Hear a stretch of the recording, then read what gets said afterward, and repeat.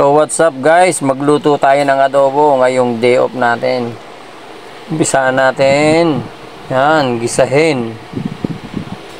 Nagigisa na ang aking commander. So yun, pagkatapos natin magisa, isa lang natin ng manok para lumambot na. So yun guys, nga pala ang lulutuin ay adobo. Pagka hindi ka Pilipino, hindi ka kumakain ng adobo.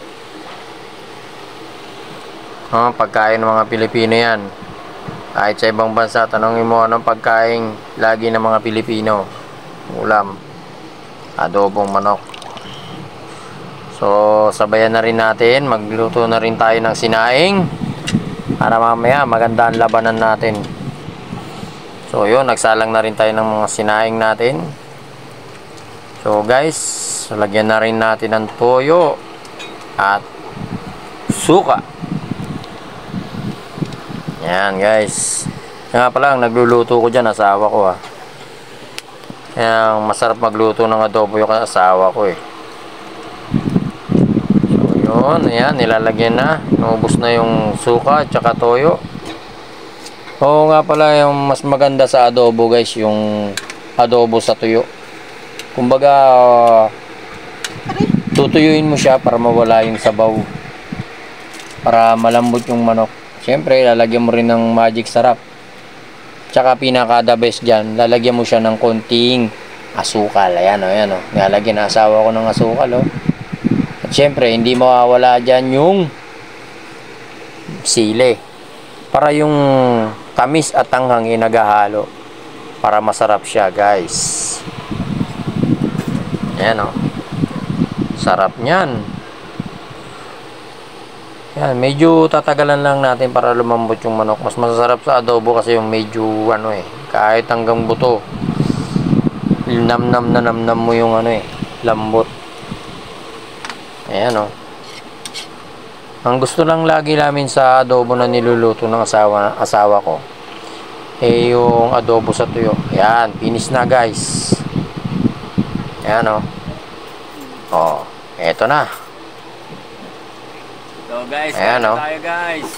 Nagkakagulo na sila. Kain na tayo, adobo. So, yan. Tangalian natin guys. Kainan na. Tangalian. So, makikita nyo mga epic yan mamaya. Yan, sarap kumain pagka sama-sama. Ayan Nga pala ay Biyernes, araw ng Biyernes. Day off ko mga kabigan, mga kapads, mga aming mga subscriber dyan. Kamusta kayo dyan? Shoutout nga pala kay Rodino Armilio ng Purok 3 sa pong mga awit sa aming lokal. Shoutout po sa inyo.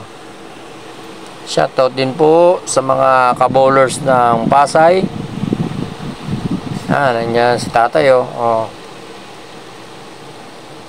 Shoutout nga pala sa tatay ko din. Medyo hindi na masyadong matakaw yan. At shoutout din sa akin, syempre. Papaanong talagang literal na kainan sa bahay. Guys. Makikita nyo yan. Literal. Pataas yung paa ko. Sarap kumain guys. Yan. Nasa likod ko nga pala yung anak kong makulit. Ayan sisilip pa yan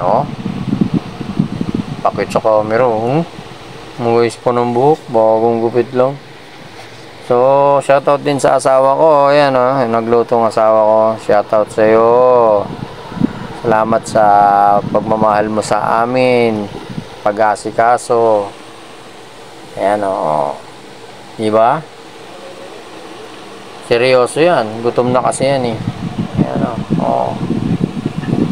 nakakamay din, kumakain.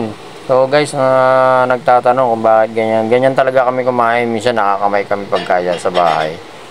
Sarap kasi kumain ng nakakamay mga kaibigan. So thank you for watching.